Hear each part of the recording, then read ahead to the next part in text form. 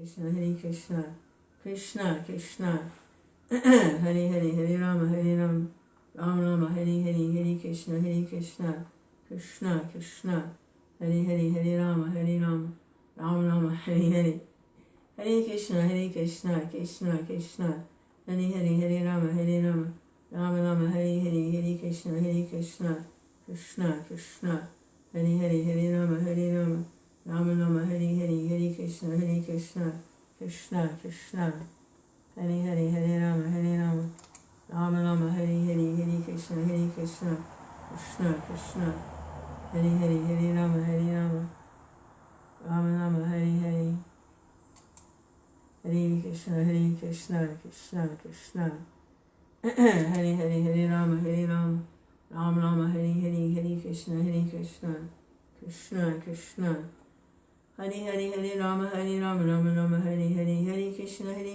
Krishna Krishna, Hare Hare, Hare Rama, Rama Rama, Hare Hare, Hare Krishna, Krishna Krishna, Hare Hare, Hare Rama, Rama Rama, Hare Hare, Hare Krishna, Krishna Krishna, Hare Hare, Hare Rama, Rama Rama, Hare Hare, Hare Krishna, Krishna Krishna, Hare Hare, Hare Rama, Rama Rama, Hare Hare, Hare Krishna, Krishna Krishna, Hare Hare, Hare Rama, Rama Rama, Hare Hare, Hare Krishna, Krishna Krishna, Hare Hare, Hare Rama, Rama Rama, Hare Hare, Hare Krishna, Krishna Krishna, Hare Hare, Hare Rama, Rama Rama, Hare Hare, Hare Krishna, Krishna Krishna, Hare Hare, Hare Rama, Rama Rama, Hare Hare, Hare Krishna, Krishna Krishna,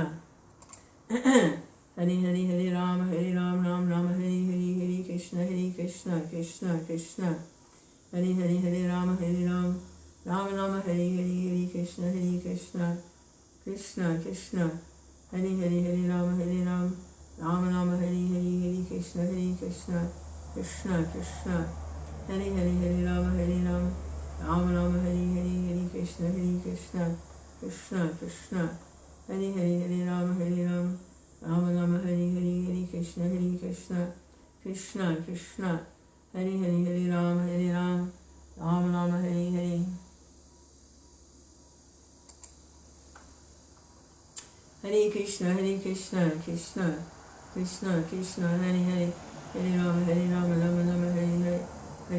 Hare Krishna, Krishna Krishna, Hare Hare, Hare Rama, Rama Rama, Hare Hare, Hare Krishna, Krishna Krishna, Hare Hare, Hare Rama, Rama Rama, Hare Hare, Hare Krishna, Krishna Krishna, Hare Hare, Hare Rama, Rama Rama, Hare Hare, Hare Krishna, Krishna Krishna, Hare Hare, Hare Rama, Rama Rama, Hare Hare, Hare Krishna, Krishna Krishna, Hare Hare, Hare Rama, Rama Rama, Hare Hare, Hare Krishna, Krishna Krishna, Hare Hare, Hare Rama, Rama Rama, Hare Hare, Hare Krishna, Krishna Krishna, Hare Hare, Hare Rama, Rama Rama, Hare Hare, Hare Krishna, Krishna Krishna, Hare Hare, Hare Rama, Rama Rama, Hare Hare, Hare Krishna, Krishna Krishna, Hare Hare, Hare Rama, Rama Rama, Hare Hare, Hare Krishna, Krishna Krishna, Hare Hare, Hare Rama,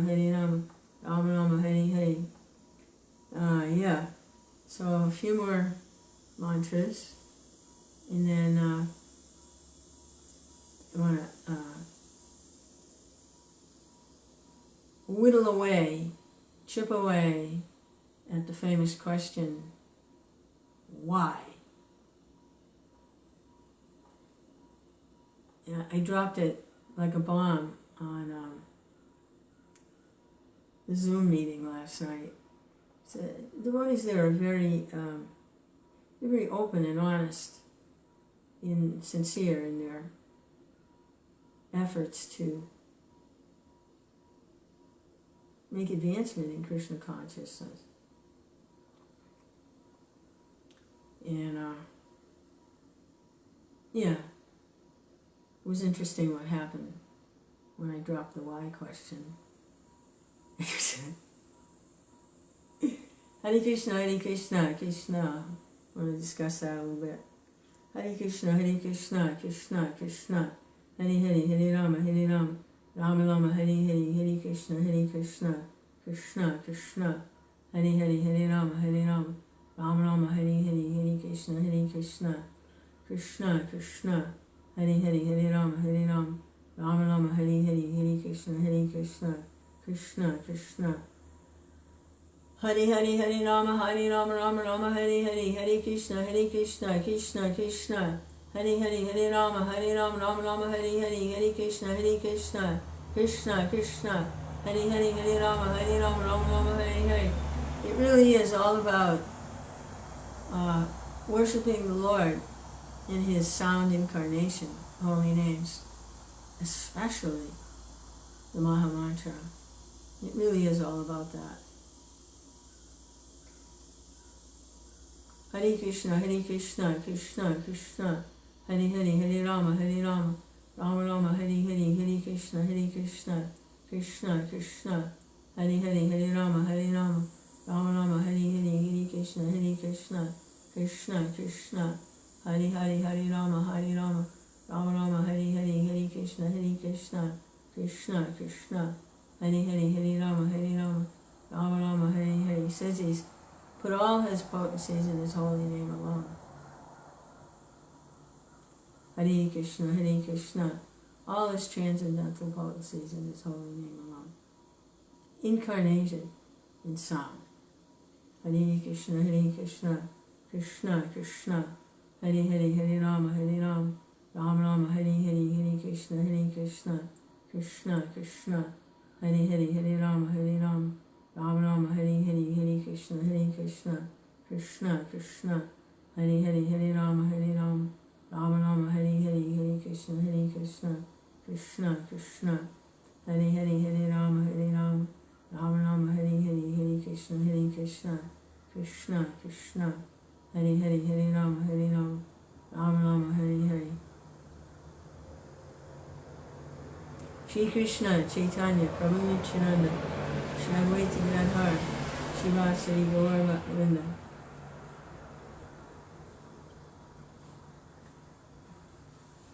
So it's an hour-long session, several times a week, and mainly studying the Bhagavatam. We're in the 10th canto, chapter 10 now, and the head of the group, the leader of the group, will read the verse and purport and discuss, and then at any point there can be questions, and leaving ample time after reading the verse for discussion. And the discussions are always very good. They're always very good. The questions always lead to more questions and more, and there's a lot of group participation. It's very enlivening. This particular group is very nice sangha. If you're going deeper into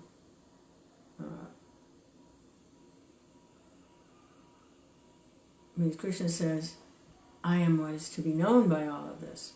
So going deeper and deeper into finding out. Finding Krishna. Where's Krishna? Hare Krishna, Hare Krishna. The devotees are at all different levels, but everyone has this same sincere desire to discuss together in a way that there can be Krishna consciousness. The famous 3 ways discussions take place. Rupa Goswami lists them. He says, first is it's a contest between the members of the group. Who's right? It's a contest. They're right, everybody else is wrong. For them, that's the kind of discussion that takes place. They're right, everybody else is wrong. That's one kind of discussion. Another type of discussion is, it doesn't matter who's right or who's wrong, just who can shout the loudest, who can put out the most force and energy and dominate. For them, that's the kind of discussion that takes place. You know, king of the hill. Doesn't matter if they're right or wrong. They have the most force, the most power. Might makes right in that group. And then the type that's preferable is what I'm experiencing in this particular group, is that to find Krishna in discussion and discuss in such a way that Krishna consciousness, Krishna is more and more revealed, more and more accessible, more and more appreciated in the mood of devotion, reveals himself in different ways in that group. So that's what goes on there. It's very nice. So about halfway through last night, there was different people had brought up different things. This was one day a week. There's an open session, an Ishtagoshti, and anyone can ask any question, any kind of discussion. So that was last night, Thursday night, and so different people were discussing different things. One devotee whoever wanted to participate in it, to give their favorite verse or their favorite sloka or prayer and say why it was their favorite. So that was nice. And a lot of different people in the Sangha, devotees in the Sangha, they gave a verse and then they said why it was special to them. So that lasted about a half hour. I didn't have a verse. I wasn't inclined to jump into that. I let it, I just listened and appreciated the other devotees' offerings. So then it was a little quiet, and they were shifting gears. Okay, like, now what do we do? So I said, okay, I'm going to do it. My famous question. Why? Why is there a group of living entities who are susceptible to being influenced by the material energy? That's a famous question, my famous question. So I got the usual answers. Well, it's because you have free will, and there can't be any love without free will. So it's so that you can, you have a choice. Krishna gives you a choice. So I was like, okay, yeah, that's nice, but let's go deeper. Because my question isn't, it goes deeper. It's like, my question is not why does Krishna want to do that? Why does Krishna want to have? So then I got, well, we're not created, we're eternally part of Krishna. Yeah. That was a bad word. I used the wrong word, create. Because create implies beginning and end. Create, like Lord Brahma creates the material world. But actually Krishna creates the spiritual world.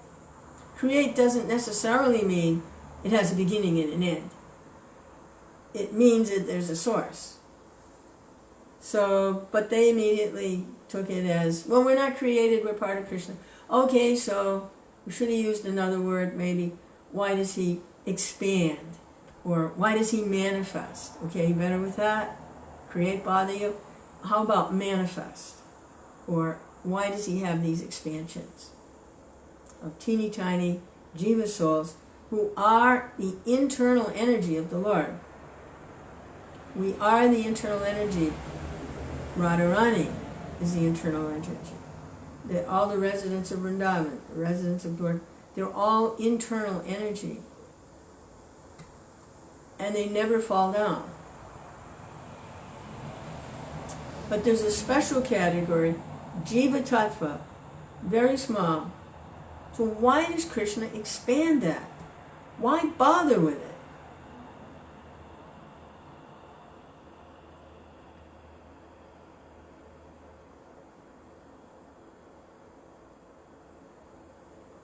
In other words, what's in it for Krishna? He's the enjoyer. He does things for his pleasure. Where's the pleasure? again, well, you go and suffer. I give you a choice, and here's Disneyland. Go off into Disneyland and suffer. And when you've suffered enough, and then you'll decide you love me. No, I don't buy that one either.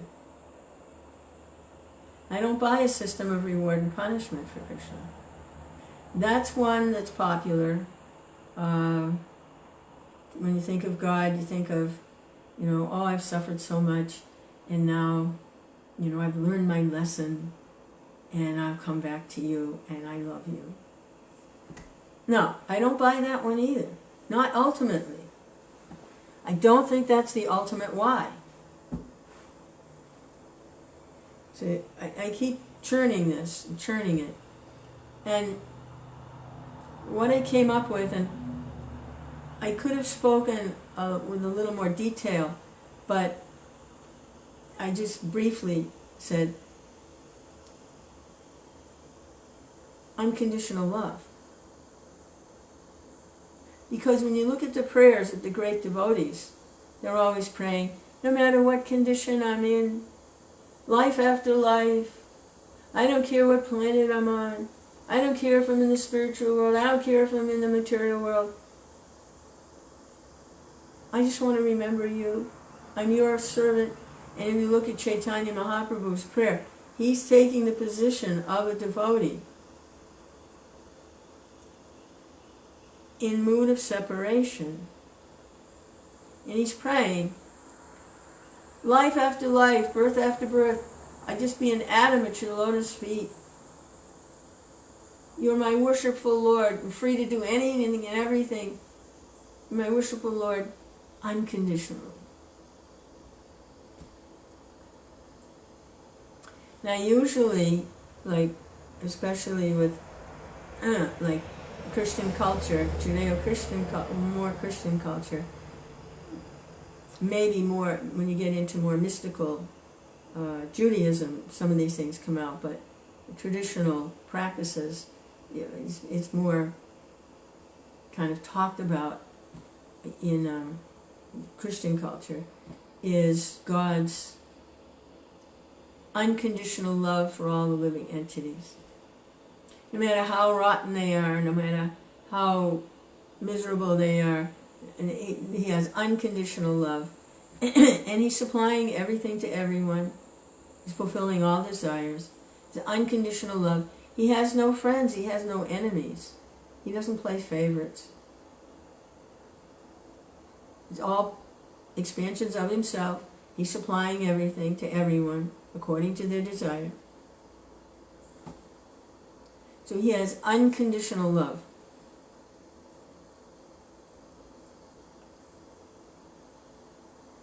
And what the devotee, or the little part and parcel, in order to reciprocate in a loving exchange, will also have to have unconditional love. That's what I think it's about. It's not about a system of reward and punishment. Oh, you were a servant and you turned away. You're going to get punished for 8,400,000 lifetimes, 8,400,000 cycles of 8,400,000 species forever. No. I don't think that's what it's about. I think it's about developing unconditional love. And I think this whole phantasmagoria is nothing but a training ground. It's nothing but a preparation. The whole 8,400,000 species, the whole being vulnerable, the whole 9 yards, is to benedict the living entity with unconditional love. Well, that's what we see in Vraj Leela, unconditional love.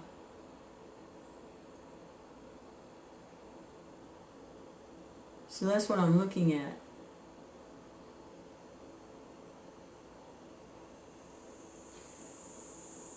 Oh boy. Hare Krishna, Krishna Krishna. Hare Hare, Hare Rama, Rama Rama, Hare Hare, Hare Krishna, Krishna Krishna. Hare Hare, Hare Rama, Rama Rama, Hare Hare, Hare Krishna, Krishna. I think Bhakti Vinod Thakur, I need to probably read some more of his writings. There was a cowherd boy that was curious about the material world, and he left, and then he had realizations, and then he came back. I need to look at that. Hare Krishna, Krishna Krishna. Hare Hare, Hare Rama, Rama Rama, Hare Hare, Hare Krishna, Krishna Krishna. Hare Hare, Hare Rama, Rama Rama, Hare Hare, Hare Krishna. Yeah, I think I want to read Chaitanya's prayers, Shastika. Read his prayers. Hare Krishna.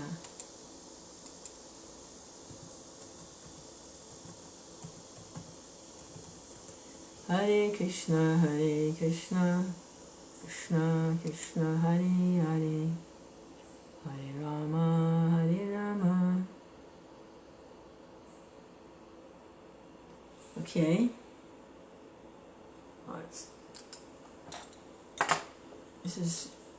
This is the internet site I want to access, but they didn't use very dark print. They used kind of a gray text that made it hard to see. Okay. Cheto darpanam archanam bhavamaha devagni navapanam Shreya karava chandrika vicharanam vidyabhahu jivanam Anandam buddhi vardhanam pratipatam pranamitas padanam Sarvatma snapanam param vijayate Shri Krishna Sankirtanam.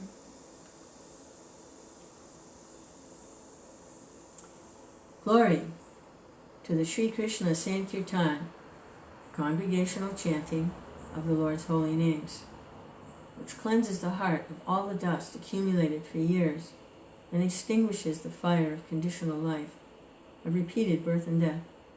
That Sankirtan movement is the prime benediction for humanity at large because it spreads the rays of the benediction moon. It's the life of all transcendental knowledge. It increases the ocean of transcendental bliss and enables us to fully taste the nectar for which we're always anxious. Nam namakari bhavurani jar sarva shaktis tatarpitani amita smaranena kala itadrishita vakripa bhagavan mamapi hridai vidram misham ihajini nanaragaha. O my Lord, your holy name alone can render all benediction to living beings. And thus, you have hundreds and millions of names, like Krishna, Govinda. In these transcendental names, you have invested all your transcendental energies. There are not even hard and fast rules for chanting these names. O my Lord, out of kindness you enable us to easily approach you by your holy names. But I am so unfortunate that I have no attraction for them. Trinadapi sanichena tarorapi sahishnuna amanina manadena kirtaniya sadahari. One should chant the holy name of the Lord in a humble state of mind, thinking oneself lower than the straw on the street. One should be more tolerant than a tree, devoid of all sense of false prestige, and should be ready to offer all respect to others. In such a state of mind, one can chant the holy name of the Lord constantly. Nadanam najanam nasandarim kavitam va jagadisha kamaye mama janmani janmanishvare bhavatad bhakti rahaituki tvari. Oh, Almighty Lord, I have no desire to accumulate wealth, nor do I desire beautiful women, nor do I want any number of followers. I only want your causeless devotional service, birth after birth. Ainantanaja kinkaram patitam mam vishame bhavam buddha kripaya tavapada pankaja stita duli sadirisham vichintaya. O son of Maharaj Nanda Krishna, I am your eternal servitor, yet somehow or other I have fallen into the ocean of birth and death. Please pick me up from this ocean of death and place me as one of the atoms of your lotus feet. Nayanam galadasrudaraya vadanam gadgadarudaya gira pulikaya nichitam vapukara tavanam grahane bhavisyati. O my Lord, when will my eyes be decorated with tears of love flowing constantly when I chant your holy name? When will my voice choke up? When will the hairs of my body stand on end at the recitation of your name? Yugayatam nimeshena chakshusha pravishayatam sunyayatam jagat sarvam govinda virahena me. O Govinda, feeling your separation, I'm considering a moment to be like 12 years or more. Tears are flowing from my eyes like torrents of rain. And I'm feeling all vacant in the world in your absence. Asli shiva padaratam pinastumam adarshanam marmahatam karotuva yata tatava vidadatu lampato matpratna natastu sa evana para. I know no one but Krishna as my Lord, and he shall remain so, even if he handles me roughly by his embrace, makes me broken-hearted by not being present before me. He's completely free to do anything and everything. He's always my worshipful Lord, unconditionally. Shri Krishna Chaitanya Prabhu Nityananda Shri Advaita Gadadhar Shivasari Gaura Bhaktivinoda. So that's what I think it's all about. Hare Krishna, Krishna, Krishna, Hare Hare, Hare Rama, Rama Rama, Hare Krishna, Krishna, Krishna, Hare Hare, Hare Rama, Rama Rama, Hare Hare. The Lord's love is unconditional, and our love has to also be unconditional.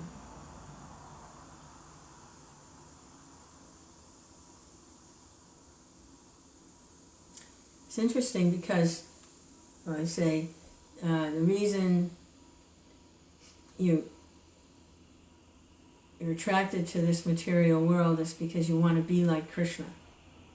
You want to be the Purusha, you want to be the enjoyer, the controller.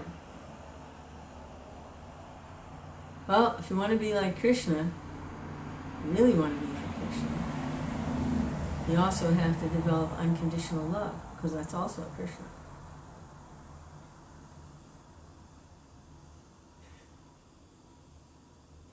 Hare Krishna, Krishna Krishna, Hare Hare, Hare Rama, Rama Rama, Hare Hare. Anyway, just looking at some things, and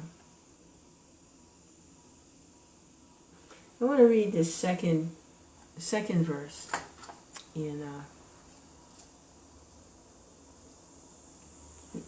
Upadesha Amrta in English, the Nectar of Instruction, and we read Mantra 1 yesterday, the qualifications of a spiritual master.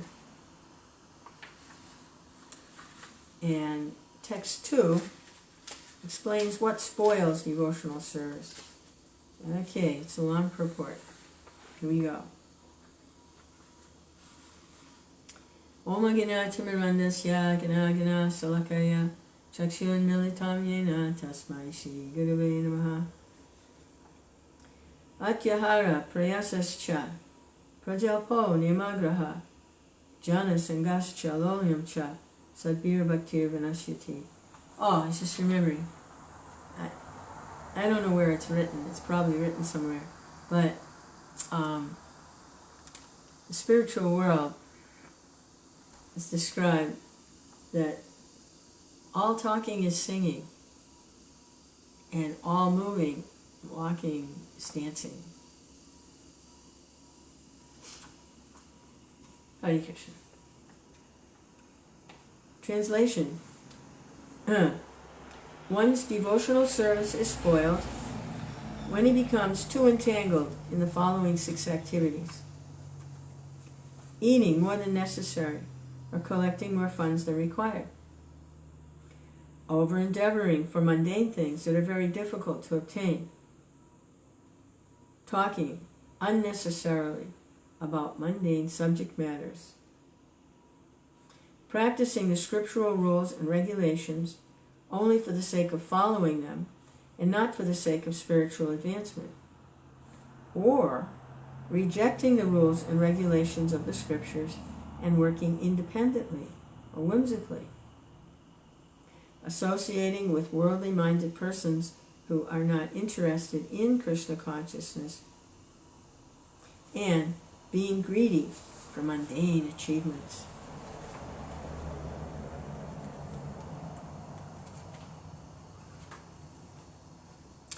Human life, Prabhupada explaining, human life is meant for plain living and high thinking.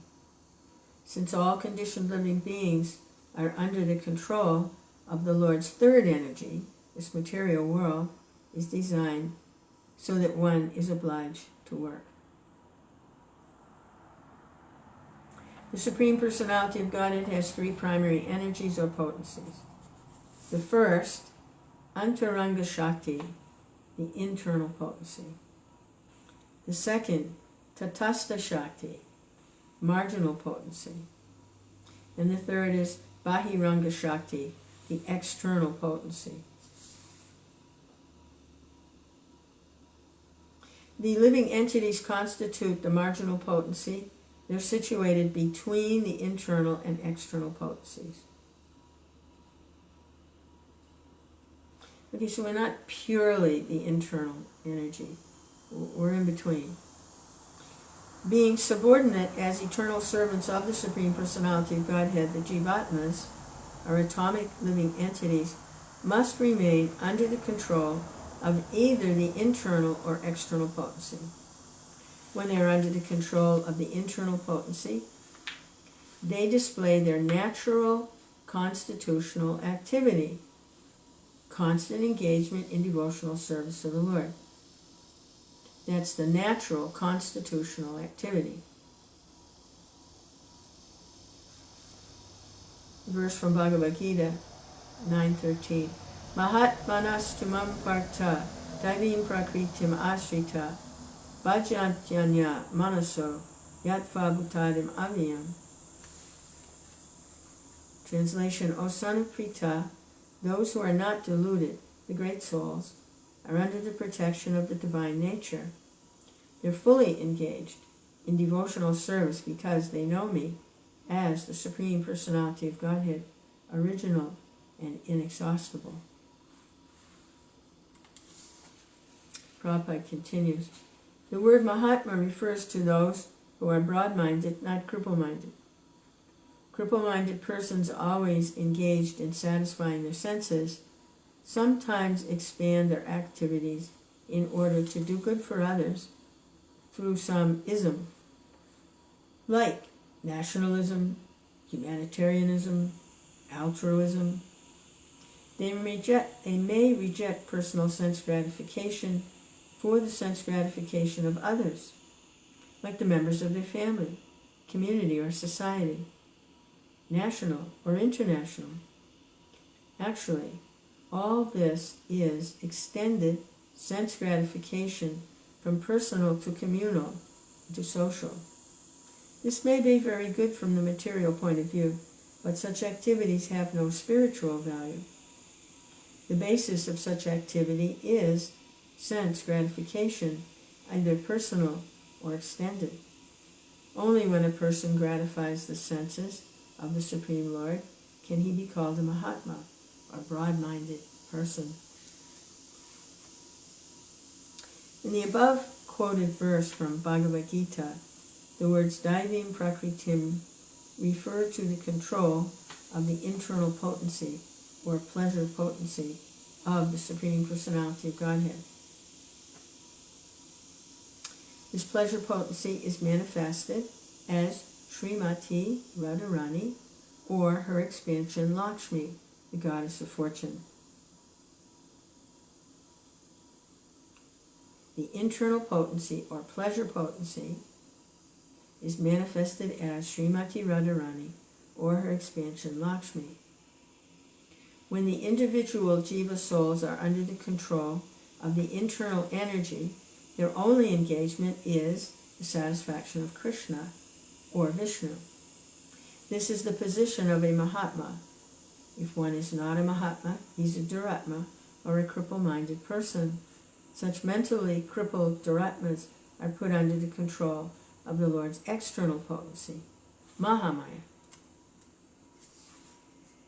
Indeed, all living entities within this material world are under the control of Mahamaya, whose business is to subject them to the influence of the threefold miseries.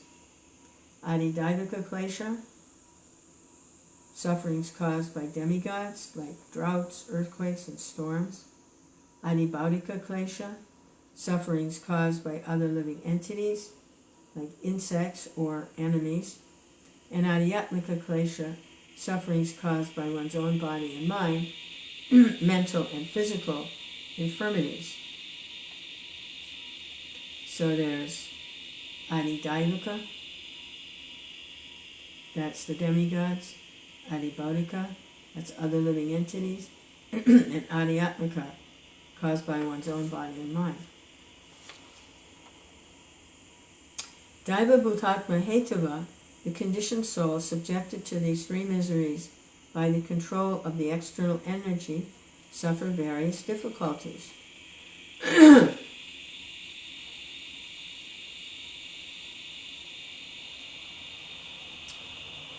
Interesting, when the prayer is, "You're always my worshipful Lord unconditionally."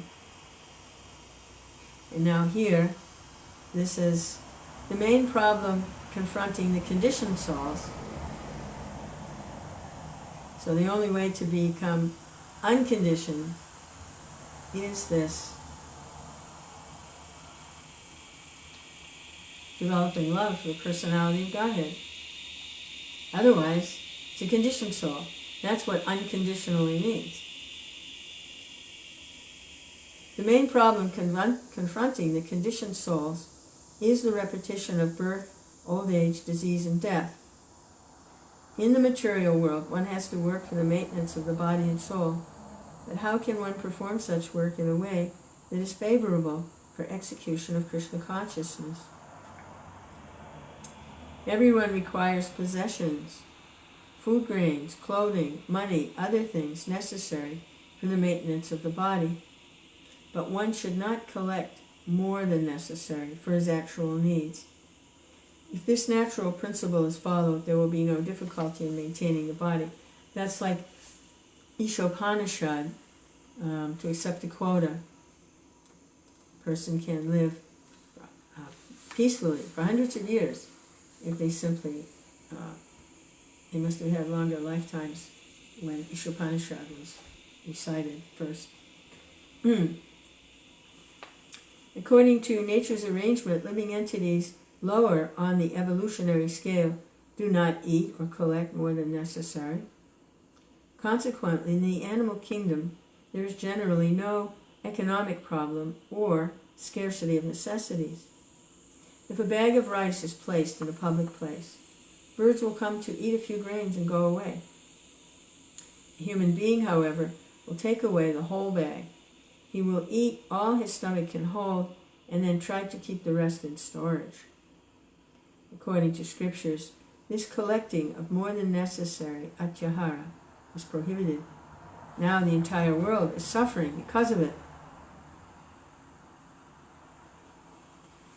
Collecting and eating more than necessary also causes prayasa, or unnecessary endeavor. By God's arrangement, anyone in any part of the world can live very peacefully if he has some land and a milk cow. There is no need for man to move from one place to another to earn a livelihood, for one can produce food grains locally and get milk from cows. That can solve all economic problems. Fortunately, man has been given higher intelligence for the cultivation of Krishna consciousness, or the understanding of God, one's relationship with Him, and the ultimate goal of life, love of God. Unfortunately, so-called civilized man, not caring for God realization, utilizes his intelligence to get more than necessary and simply eat to satisfy the tongue. By God's arrangement, there is sufficient scope for the production of milk and grains for human beings all over the world, but instead of using their higher intelligence to cultivate God consciousness, so-called intelligent men misuse their intelligence to produce many unnecessary and unwanted things. Factories, slaughterhouses, brothels, liquor shops are opened. If people are advised not to collect too many goods, eat too much, or work unnecessarily to possess artificial amenities, they think they are being advised to return to a primitive way of life. Generally, people do not like to accept plain living and high thinking. That is their unfortunate position. Human life is meant for God realization. The human being is given higher intelligence for this purpose. Those who believe that this higher intelligence is meant to attain a higher state should follow the instructions of the Vedic literatures. By taking such instructions from higher authorities, one can actually become situated in perfect knowledge and give real meaning to life. In Srimad Bhagavatam, first canto, Sri Sutta Goswami describes the proper human dharma in this way. Dharmasya apavargasya nartor tayo pakalpate nartasya dharmaikantasya kamo labhaya hi smrita. Translation: all occupational engagements, dharma, are certainly meant for ultimate liberation. They should never be performed for material gain. Furthermore, one who is engaged in the ultimate occupational service, dharma, should never use material gain to cultivate sense gratification. It's the ultimate occupational service, devotional service. The first step in human civilization consists of occupational engagements performed according to scriptural injunctions. The higher intelligence of a human being should be trained to understand basic dharma. In human society, there are various religious conceptions characterized as Hindu, Christian, Hebrew, Mohammedan, Buddhist, and so on. For without religion, human society is no better than animal society. As stated above, dharmasya hi pargasya nartor to payakalpate. Religion is meant for attaining emancipation, not for getting bread.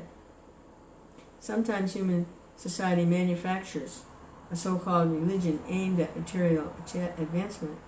That is far from the purpose of true dharma.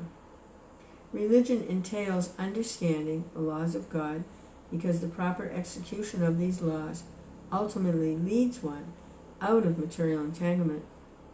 That is the true purpose of religion. Unfortunately, people accept religion for material prosperity because of atyahara, or an excessive desire for such prosperity.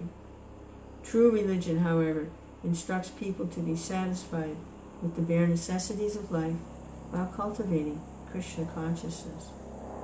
Even though we require economic development, true religion allows it only for supplying the bare necessities of material existence.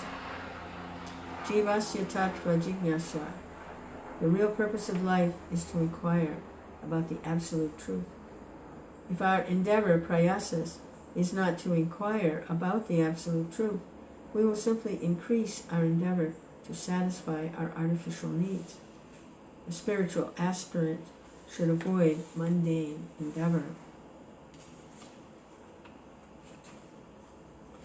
So, these are the 6 things that are spoiled. Eating more than necessary and collecting more funds than required. In that little section, Prabhupada was going a little, giving more detail to how that works. Now the next impediment, Prabhupada says, another impediment is prajalpa. Unnecessary talking.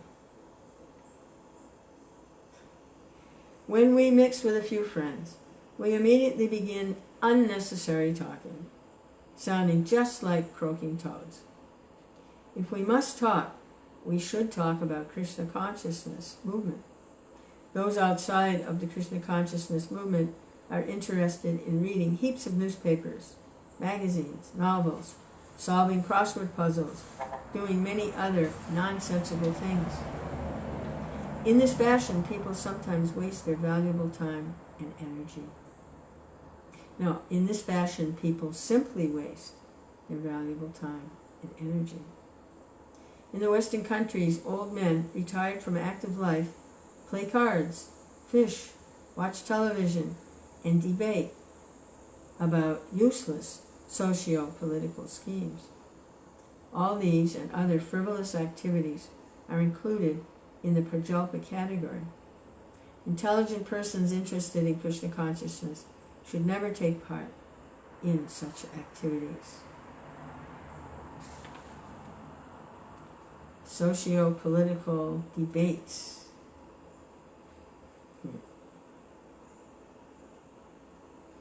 And then the next one he's going to discuss is Janasanga, which refers to associating with persons who aren't interested in Krishna consciousness. Should strictly avoid such association. Srila Narottam Das Thakur has therefore advised us to live only in the association of Krishna conscious devotees. Bhakta Sanivas.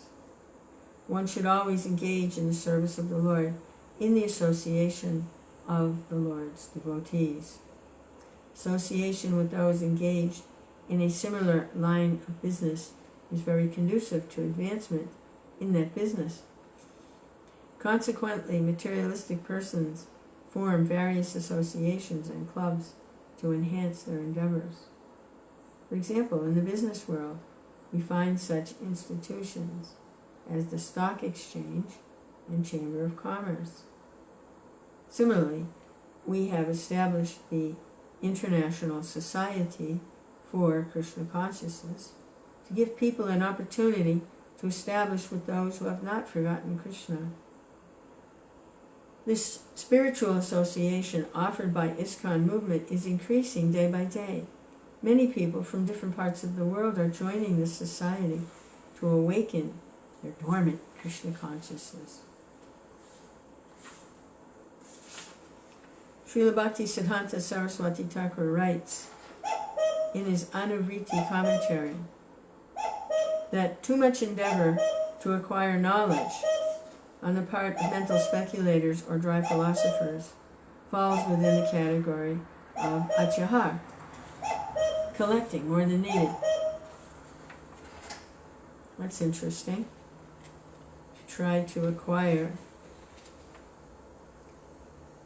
too much endeavor to acquire knowledge is in the same category as collecting more than necessary. According to Srimad Bhagavatam, the endeavor of philosophical speculators to write volumes of books on dry philosophy devoid of Krishna consciousness is entirely futile. The work of karmis who write volumes of books on economic development also falls within the category of atyahar.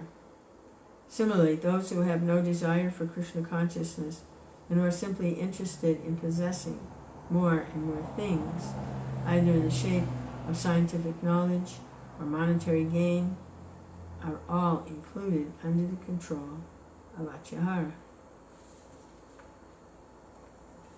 Karmis label to accumulate more and more money for future generations only because they do not know their future position. Interested only in getting more and more money for their sons and grandsons, such foolish persons do not even know what their position is going to be in the next life. There are many incidents which illustrate this point. And this is where this comes from. This is another one of my favorites. Once, a great karmi accumulated a vast fortune for his sons and grandsons. But later, according to his karma, he took his birth in a cobbler's house, located near the building which in his previous life he had constructed for his children.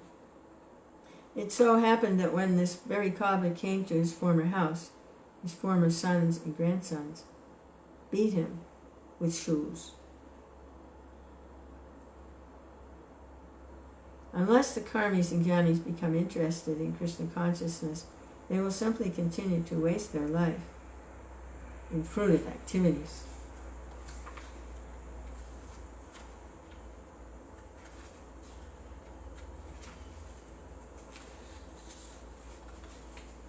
Accepting some of the scriptural rules and regulations for immediate benefit, as utilitarians advocate, is called niyamagraha.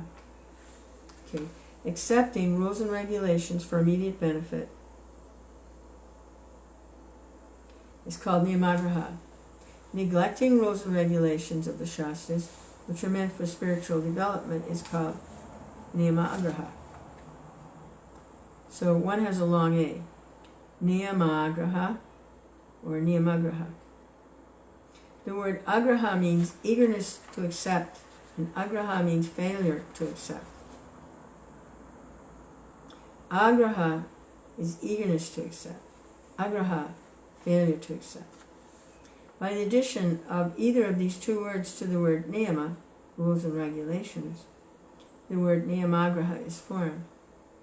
Thus, niyamagraha has a twofold meaning that is understood according to the particular combination of words. Those interested in Krishna consciousness should not be eager to accept rules and regulations for economic development. Yet they should very faithfully accept scriptural rules and regulations for the advancement of Krishna consciousness.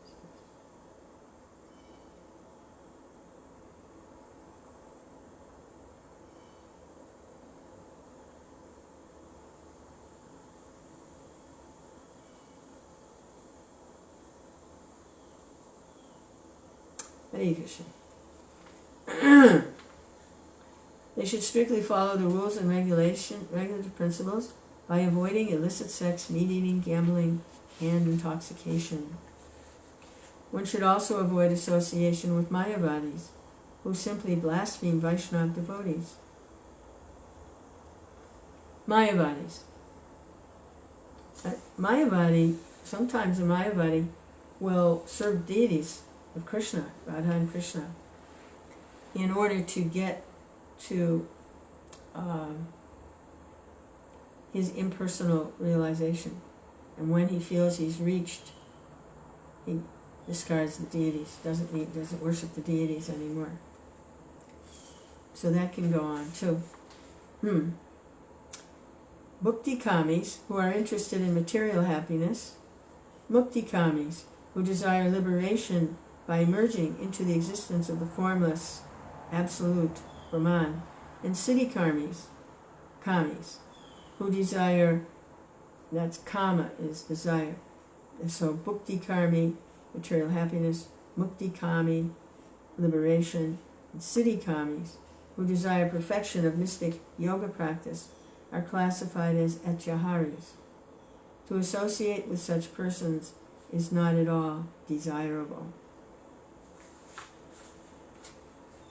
Desires to expand the mind by perfecting mystic yoga, merging into the existence of Brahman, or attaining whimsical material prosperity are all included in the category of lolya, greed. All attempts to acquire such material benefits or so-called spiritual advancement are impediments on the path of Krishna consciousness.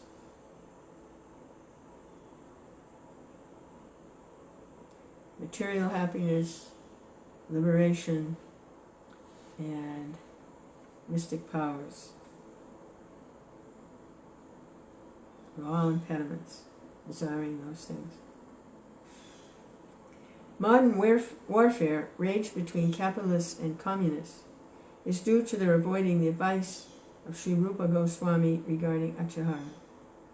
Modern capitalists accumulate more wealth than necessary, and the communists, envious of their prosperity, want to nationalize all wealth and prosperity.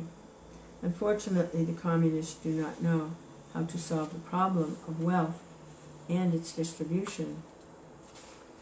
Consequently, when the wealth of the capitalist falls into the hands of the communists, no solution results. Opposed to these two philosophies, the Krishna conscious ideology states that all wealth belongs to Krishna.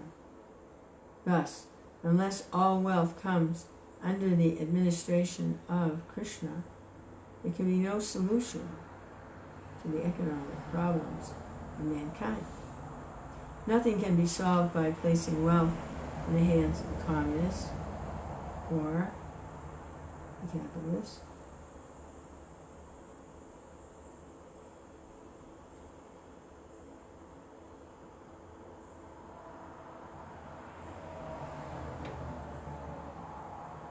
Hare Krishna. If a $100 bill is lying on the street, someone may pick it up and put it in his pocket. Such a man is not honest. Another man may see the money and decide to let it remain there, thinking that he should not touch another's property. Although this second man does not steal the money for his own purpose, he's unaware of its proper use. The third man who sees the $100 bill may pick it up and find the man who has lost it and deliver it to him. This man does not steal the money to spend for himself, nor does he neglect it and let it lie in the street. By taking it and delivering it to the man who has lost it, this man is both honest and wise. Simply transferring wealth from capitalists to communists cannot solve the problem of modern politics, for it has been demonstrated that when a communist gets money, he uses it for his own sense gratification. The wealth of the world actually belongs to Krishna, and every living entity, man and animal, has the birthright to use God's property for his maintenance. When one takes more than his maintenance requires, whether he's a capitalist or a communist, he's a thief, and as such he is liable to be punished by the laws of nature. The wealth of the world should be used for the welfare of all living entities, for that is the plan of Mother Nature. Everyone has the right to live by utilizing the wealth of the Lord. When people learn the art of scientifically utilizing the Lord's property, they will no longer encroach upon another's rights. Then an ideal society can be formed. The basic principle for such a spiritual society is stated in the first mantra of Upadesha. Ishabashyamidam sarvam yatkinja jagaccham jagat tena takchena punjita magrita kashyasvidanam. Translation: everything animate or inanimate that is within the universe is controlled and owned by the Lord. One should therefore accept only those things necessary for himself which are set aside as his quota, and one should not accept other things, knowing well to whom they belong. Krishna conscious devotees know very well that this material world is designed by the complete arrangement of the Lord to fulfill all the necessities of life for all living beings, without their having to encroach upon the life or rights of one another. This complete arrangement affords the proper quota of wealth for everyone according to his real needs, and thus everyone may peacefully live according to the principle of plain living and high thinking. Okay, I got a question there. What about all the predators, you know, like the bird's eating the worm or the bug, the cat is eating the mouse, the snake's eating the frogs, and if you really get out into the jungle, you've got tigers and lions attacking zebras and deer and whatever else they attack out there. So how is that not encroaching upon the life or rights of one another? See? He says here,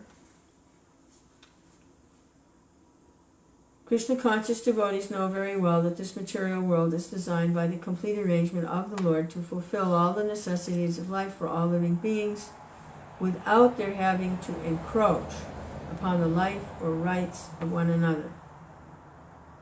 I mean, even vegetables, you know, I mean, you know, you're taking the leaves off the kale plant or pulling the carrot out of the ground or something. You know, I mean, it's alive. So how is that?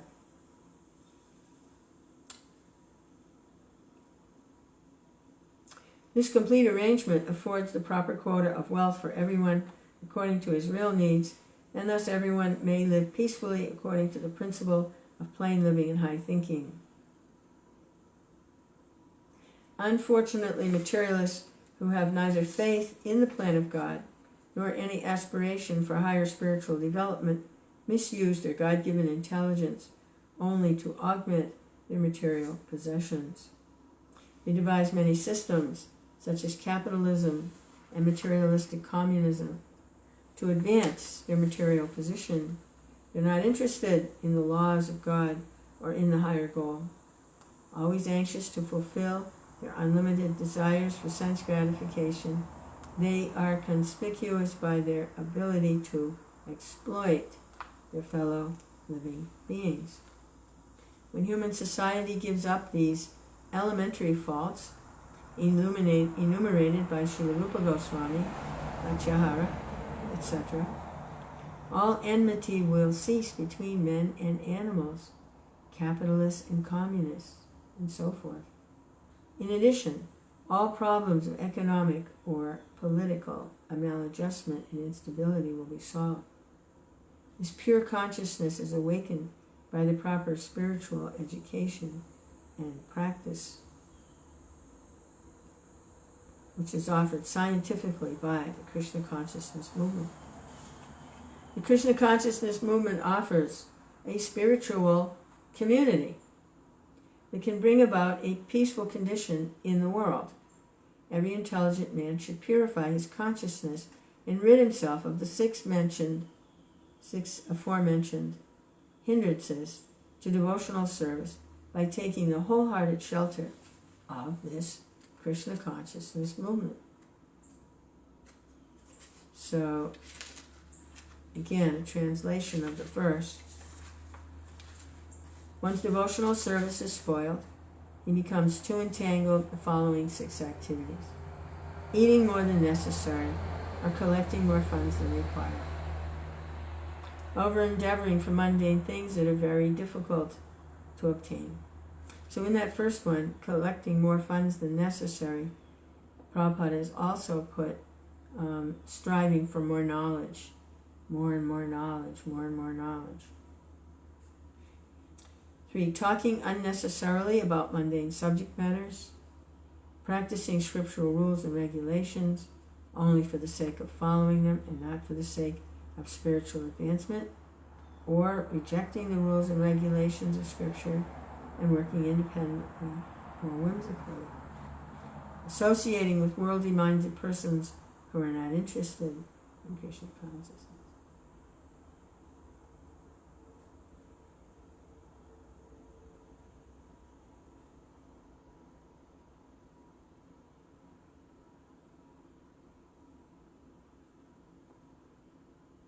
Krishna. So, Krishna. And the last one, being greedy for mundane achievements. Hare Krishna, Krishna Krishna.